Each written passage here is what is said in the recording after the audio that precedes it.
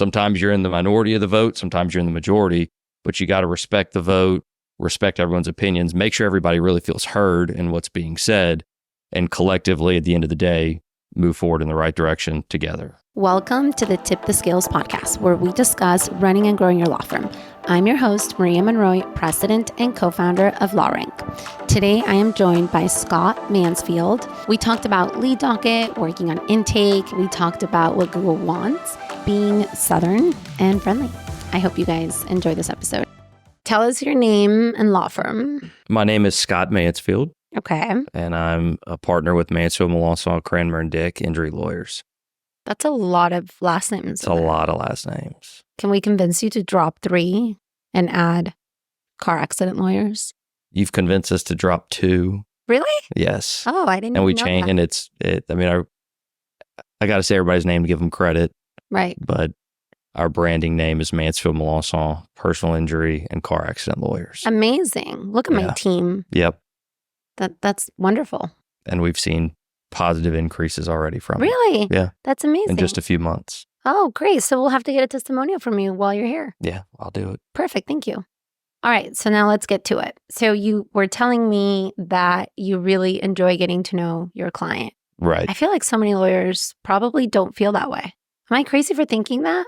Am I wrong? That's a fair statement. I would think so. Yeah. I don't enjoy getting to know my clients. You don't? I'm kidding because you're a I client. You didn't catch my sarcastic This is going to face. get awkward really fast, you know? No, I love getting to know most of our clients. Every now and then one comes in that probably shouldn't have become a client, if I'm honest. Well. And then I fire them eventually. I think I like getting to know my clients because I started off doing defense work and all my clients were corporations with some unnamed adjuster, and there was no personal element to it, and it wasn't really fulfilling. And now we get to meet people, get to know them, get invested in them, and try to help them out. Don't always get to help them. I mean, some things don't always work out, but it's really cool to get to know people and learn about them, and then they refer you cases. And then it helps the case now if it ends up going to trial.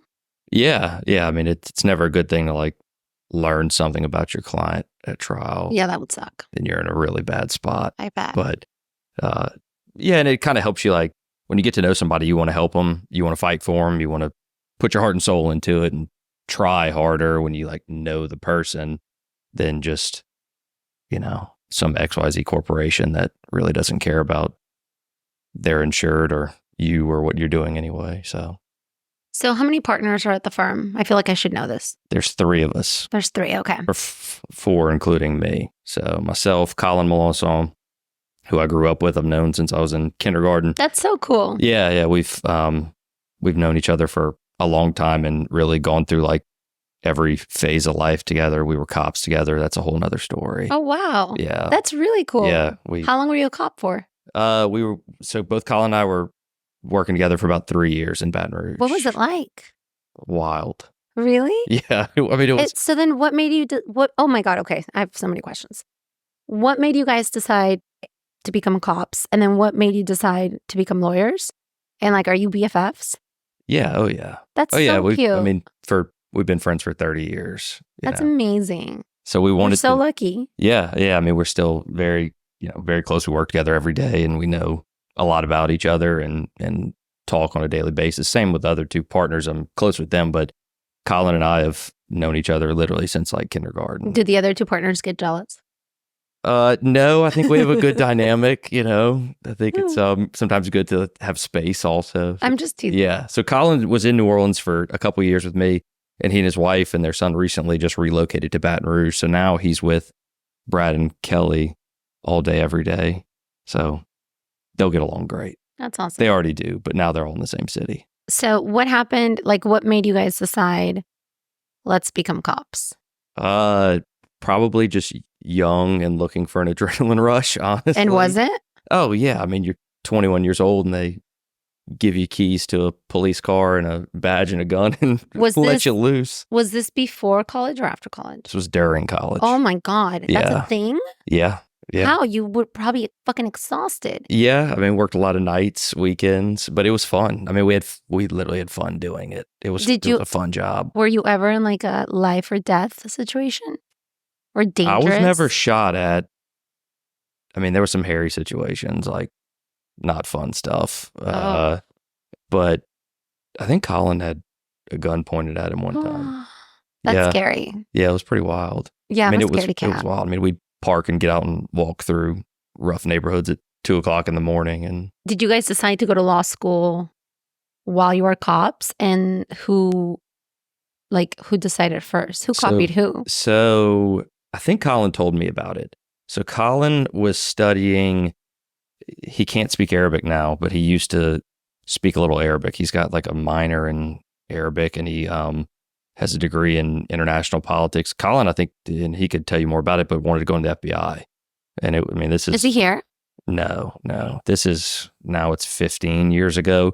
So he was trying to go into like FBI, counterterrorism, speak Arabic, all that fun stuff. I wanted to go into the federal law enforcement route of either like DEA, U.S. Marshals, or FBI. And as we're going through and we're getting years of experience on the road, there was a hiring freeze. So none of the federal agencies were hiring anymore. So I kind of was at a crossroads. I was like, well, my dad was a lawyer. I don't think I want to grow up yet and like actually start working. I definitely don't want to be working a street as a cop anymore for 5 more years to try to get experience to go into federal law enforcement. So I went to law school and thought, can't go wrong with that. And, my dad was is a lawyer growing up, but he did like transactional work. Okay. So that was not appealing or sexy at all. He just read briefs all the time. And if there are 4 partners, like who does what? So Brad does personal injury as well.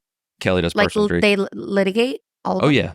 All 4 of us have tried cases. Yeah. But how are like the duties divided, I guess? In terms of like trial prep or in terms trial, business, like there's so much more that goes into running a law firm than just, as you know, than trial, right? Sure. So how do you guys break that up? Because like I've seen a lot of partnerships where like even like a 2-person partnership where they're like struggling to like who does what. There's a lot of drama, a lot of partnerships break up, right? Yeah. So anytime I see a firm with so many partners, and I would say so many is like even 3 and above, I'm always like really impressed. Like, how do you guys keep it going? Because there's such a huge benefit to having multiple partners if you can make it work, in my opinion. It's definitely a dynamic situation, right? Like every day there's a problem that arises in the firm that the 4 of us need to address. We're working on having better delineated roles, but we've all kind of fallen into like what our strengths are to make the firm better. Like Kelly has just taken a liking to, and I think a strength of his is practice management software, CRMs. What do you guys use? We use Filevine. Lead Docket? We use Lead Docket. And we use Vinetegrate to speak between the two. We use Periscope and Domo to pull reports from Filevine. And what do you focus on? I seem to handle some of the bigger picture aspects of the firm, like where are we going to grow? How are we going to grow? A little more of the operations side. What systems are we using? How are we using them? And how can we use them better? And Colin is really like our numbers guy. Colin is hardcore. We joke and say like he can tell you where every penny is. That's amazing. He will know what dollar is being spent where, and he's not afraid to ask like why, and you better be able to justify it. So he's like a CFO. Yeah, kinda. Yeah, CFO, hardcore CFO. It's amazing. Yeah, and Brad is like our chief people officer. I'll give him that title. I just made that up on the spot. But Brad is like never met a stranger. Brad would be great on this podcast. I was just thinking that. He would talk I got the wrong hours. partner. But yeah, well, you got me. So I don't know if it's the wrong one, but you got me. I'm teasing. Brad is he was a prosecutor before we all started up. So he's very natural in the courtroom. He's not intimidated to get in front of a group of people. He's a very well-liked guy, very personable, and very social. So Brad just can deal with, you can put Brad in a room and he'd make 10 friends in 10 minutes. What are some of the downsides of having a partnership? you got to be really cognizant to give everybody's opinion equal weight and equal respect, right? Even if you don't agree with what your partner's saying, you still have to respect their opinion as a partner because their vote is just as strong as your vote. And you've got to, we do a lot of compromising to come to an agreement, which we think the decision that's being made is for the greater good of the firm. So sometimes you're in the minority of the vote, sometimes you're in the majority, but you got to respect the vote, respect everyone's opinions, make sure everybody really feels heard in what's being said, and collectively at the end of the day, move forward in the right direction together. At the basis of it, like, you got to be good friends and you got to trust each other. You really have to trust each other. I mean, I trust all three of those guys with my livelihood. And I think, hopefully would say the same thing about me. Like we really do at the end of the day, trust each other and trust that each person has like the best interest of the firm moving forward. Now, you said you really enjoyed getting to know your clients. How do you go about that? FaceTime. I mean, you like, talk to them, you like meet FaceTime, with them. like iPhone FaceTime? No, not or like FaceTime. I'm like, FaceTime. not Snapchat. Like, you don't snap. We don't snap our clients. Now, I know you've been working with Yanni and her team at Legal Intake Pros. I wish all of our clients took that recommendation. I'm so happy that you did. Tell us, what are some of the things that you guys have uncovered? When we started working with Yanni, one of the first things she pointed out to us was, our method of intake would be to have a call taker speak with a potential client, gather all the information and say, great, thank you for your call and your interest. We'll have a lawyer review and get back to you. And we now know that we were losing out on a lot of opportunities and a lot of cases there that we may have wanted by not having the call taker be empowered and equipped to sign up that client, the potential client, on the spot and convert them over to a client. And that's something that Yanni pointed out very quickly and has rectified for us, that we're going to, hopefully see a great increase in wanted cases converting over to signed up cases just through that simple tweak she showed us. Yeah, absolutely. Again, it's like, you don't know what you don't know. And I say this all the time, even for ourselves, right? Like, I like to consult with people because it's like, what could I learn that I just don't know? Yeah. Right. It's the tip of the spear, right? It's the first interaction that a potential client's going to have with your firm after seeing, something online, seeing something on Google, social media, wherever. They have an idea of there's a reason why they're calling you. They need help, and then they want to, they're calling your firm, right? And that first person they meet with needs to be, or takes their call, needs to be understanding, empathetic, and know all the right questions to ask to make sure it's a case that is viable and a case we want to work on. Friendly, that's a position. Like, I always say, one thing I learned from working at AT&T, because we were hiring employees that were client facing, like they were customer facing, right? And like, one thing that we learned is that you can't teach friendliness. Like, that's something that it's either you see it during the interview or you don't, for a position that in your case would be client facing, right? And the other thing that's really crucial about intake is, like, obviously it can cost you cases. That's like the obvious one, right? But you mentioned something really important, which is it's the first point of contact, right? And my husband and I always talk about this situation he had when he was younger. He was in New York City with his dad, and they were staying at a hotel, and the rep, the customer service person, was not very friendly, and the dad got really annoyed. And my husband, at the time, being young and inexperienced, says to him, it's like, why are you mad? It's not, they're just an employee. Like, why are you so upset? And he's like, oh, you don't get it. In this moment, they are the hotel. Yeah. They represent the brand of the hotel. And this is a 5-star hotel. Yeah. I expect a certain level of service, right? So, but he's like, oh, but they're just an employee. No, they're not just an employee. They literally represent the brand, right? And that's the thing, in that moment, I don't care how amazing of a trial lawyer you are or how quickly you can say, okay, it doesn't matter. In that moment, if that person isn't providing an excellent experience, not only is it costing you potential cases, but it's literally impacting the perception of your firm. Yeah. What we really emphasize and what we want out of that call taker is, being from the South, is friendliness and empathy. Rudeness doesn't go very far, and it'll spoil a relationship quickly. So we want that person to be warm and welcoming, answering the phone and taking that call, especially when they're talking to a potential client who's probably gone through a life-altering experience. They're not calling you because they want to. They didn't ask for this to happen. So it's our job to kind of, make them comfortable with a bad situation that they've been dealt because of somebody else's fault. Right. No, I agree. And I think it's so crucial to what you guys do. And it impacts what we do. That and reviews. Like clients always ask, what can we do to help? I'm like, get reviews. Yeah. Fix and take. And that's a big emphasis we've made now of like getting reviews from clients. I mean, we've actually had potential clients call our firm and specifically say, oh, I saw the reviews on Google and knew that I could trust y'all, or knew that, people are saying those things. That's a good thing. We actually had a client who called one time. It was a younger lady and said, my boyfriend saw y'all online and said, look, you look like a cool group of guys, so I should call y'all. I was like, okay, well, thanks. I'm glad. That's really sweet. Yeah. That we look like you could trust a loved one with. Like that means a lot. It's like that, it means a lot. It's like, would I want my family to call my firm if they didn't know me? Like that's a big ask, and it's a big question. And it's like, I hope I can always answer that question. Yes. Like I'm doing for my clients what I would want somebody to do for my family.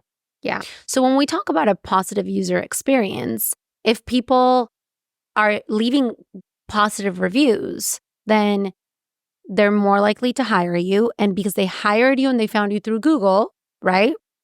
They're going to impute that to Google. It's like I either had a good or bad experience, this firm. So Google wants to make sure that it goes to businesses that are good and reputable. And one way of doing that is by having this, system to leave reviews. Does that make sense? Yeah. So let me ask you this. Why does Google not trust if 5 reviews come in on one day for one location?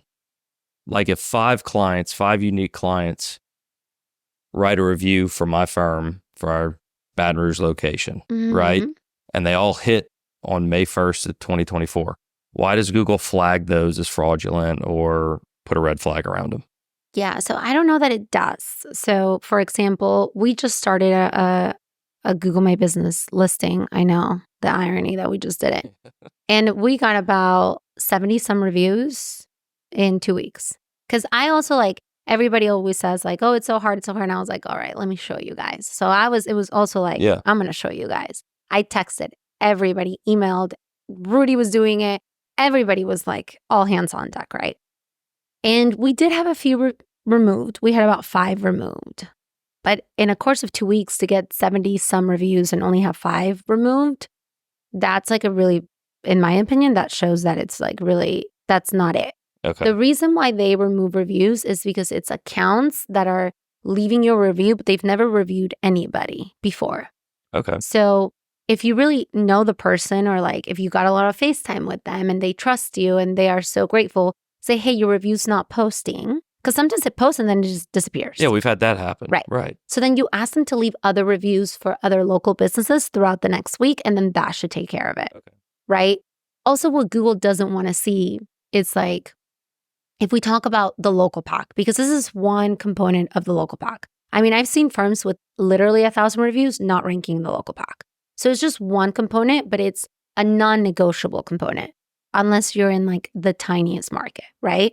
So what really needs to happen is you need to consistently be getting reviews, because what does that show Google? That you consistently care about providing a positive user experience. Everything that we do for you, everything we're ever going to talk about, whether it's organic SEO or local SEO or even local service ads or Google ads, a lot of it is going to go back to the user experience. Google wants to provide a positive user experience, a friendly user experience, so that people come back to Google. Makes sense. Yeah. So the other thing I would say in regards to reviews is I'm more worried about, again, you getting those reviews consistently, almost setting a cadence. We're going to get 1 review a week. Yeah. That helps more than getting 100 reviews and then going 3 months without a review. Okay. Good to know.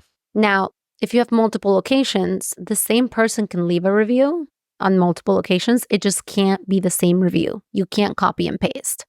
We've had that happen. You don't want and that they've to all happen. been struck. Yeah. So you want to think of it this way. I like to use somewhat of absurd examples, but let's use Subway, for example. I don't need a Subway, but let's use Subway for example. It's a franchise, right? And you can go to one Subway and have a great experience, or go to another Subway and have a not so great experience. And each location you can treat individually. So just because you had one great experience at Subway doesn't mean that all across the country you're going to have great experiences. Sure. Right? Or like I use another example because I don't believe it's franchised. Chipotle.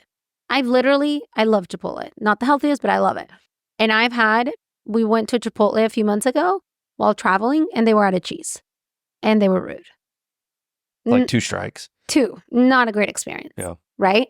But typically, it's a good experience. I've also had really salty food at Chipotle. That's a strike. So each location can individually have its own reviews. Right? Good to know. Well, thank you so much for joining me. Thanks for having me. Thank you so much to Scott for everything he shared with us today. If you found this story valuable, please share it with someone you want to see succeed. Subscribe so you never miss an episode. Leave a 5-star review. It goes a long way to help others discover the show.